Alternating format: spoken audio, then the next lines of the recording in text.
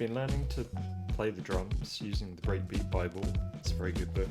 And it kind of gave me an idea because it has all of these transcriptions, I think is the word, of famous breakbeats. And I thought maybe I could take one breakbeat and then chop it and rearrange it in using the transcription of another breakbeat.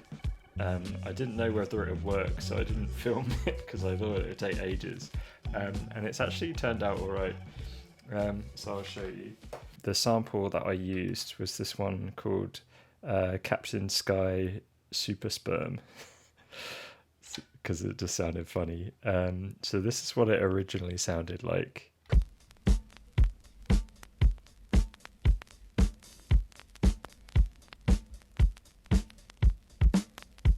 So then I arranged it into the pattern of the funky drummer.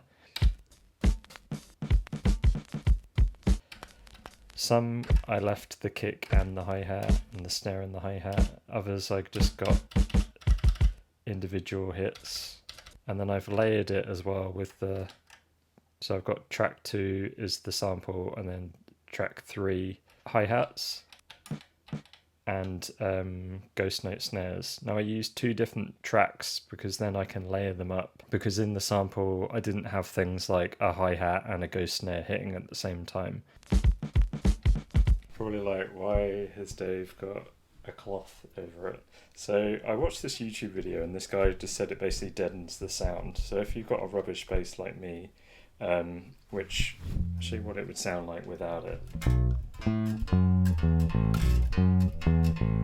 Horrible. It sounds like, you know, a band that you're in when you're a teenager.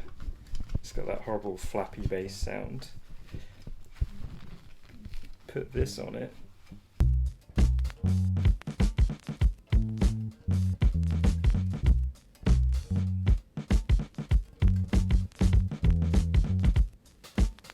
Alright, I think that was the take. I can understand why people take ages to record guitar albums now, because that took me nearly an hour to get a nice tone and to record a loop, but there you go. These are the ones that I bought from Tokyo. I've used some of them in another video. I don't believe I've used this one. Let's give it a go.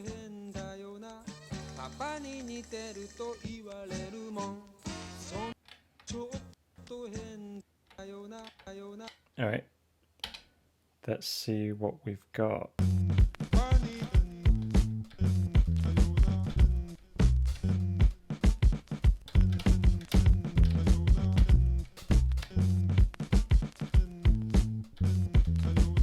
I've got the Reface CP, which I will show you here.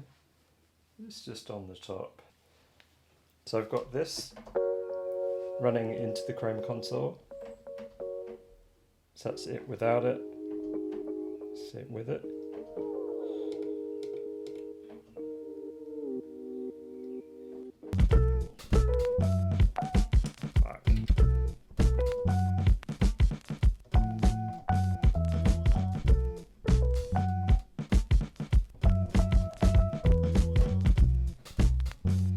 Alrighty, I think we got it.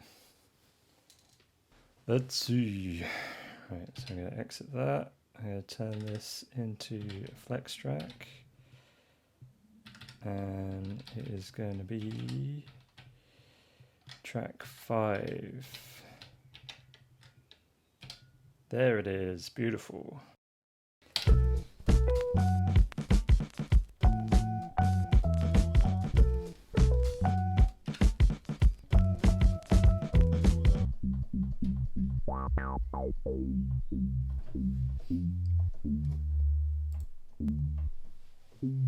Right, so I am sending the MIDI from this keyboard, the Reface, to the 2600.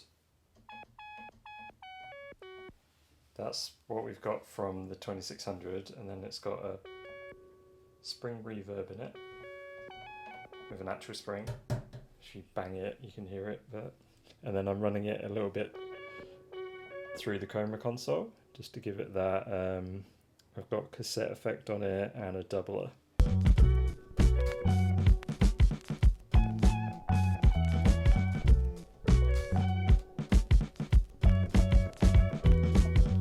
We've got an LFO on the filter that's moving not in time or not synchronized, and then we also have another one doing a tremolo that's going quite fast, but then I've got another LFO that is controlling the speed that that's going, so it's an LFO controlling the speed, so sometimes it's fast and sometimes it's slow.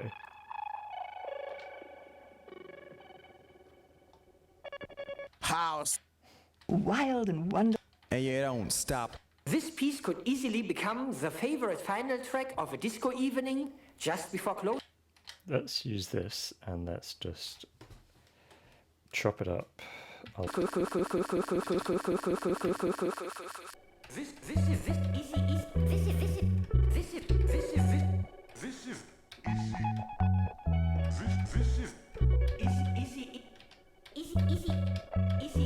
Yeah, thanks for watching. If you like it, I'm doing this every week. Subscribe, do all that stuff.